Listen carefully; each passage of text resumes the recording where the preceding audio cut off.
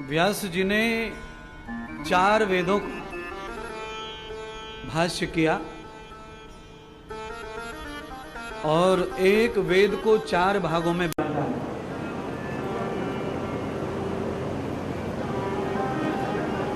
और जब 4 भागों में वेद को बांट दिया और अर्थ कर दिया वेदों का, तो श्री व्यास जी को सूक्ष्म अभिमान हो गया।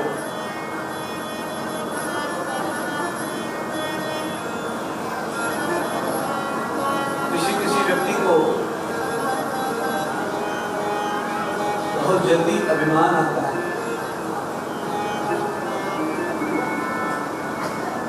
जैसे हमारे गांव में पहले पोखरे होते, तालाब होते थे। एक बारिश आई जोर से,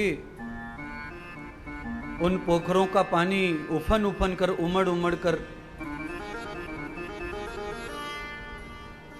खेतों में पानी फैलता था उनका,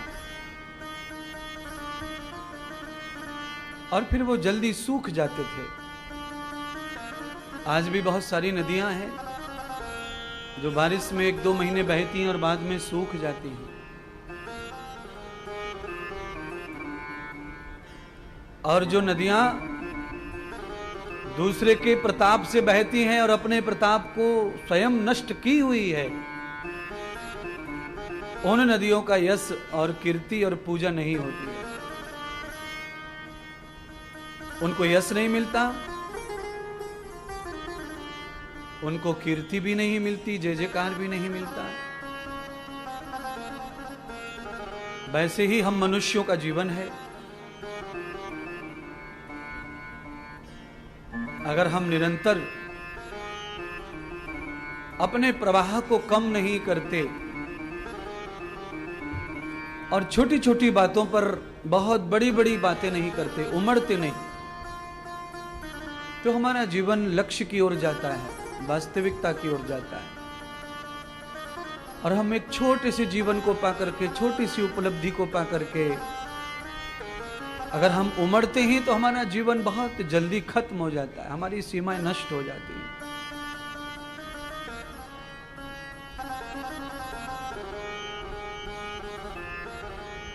ब्रह्मा जी की स्मृति, याददाश्त खत्म हो गई।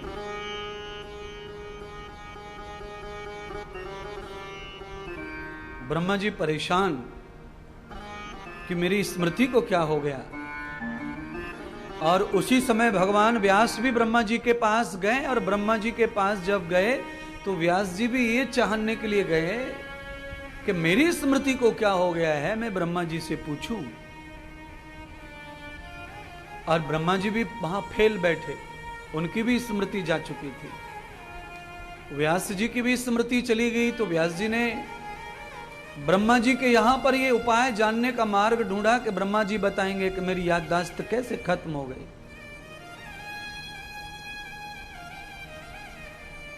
मैंने अखंड वेद को 4 भागों में बांट दिया और उनके अर्थ कर दिए, समाज को समझने के लिए, पढ़ने के लिए, सीखने के लिए मैंने सब सरल कर दिया। व्यास जी की बड़ी प्रशंसा हुई उस समय, और उस प्रशंसा के कारण ही व्यास जी को अभिमान पैदा हुआ, और उस अभिमान के कारण ही व्यास जी की स्मृति गायब हो गई, याददाश्त खत्म हो गई।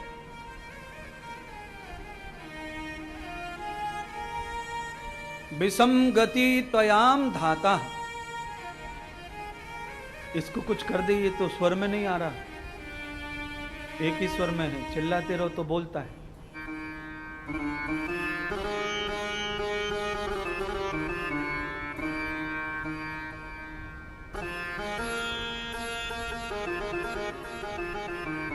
नहीं भैया, हारमोनियम बजाना।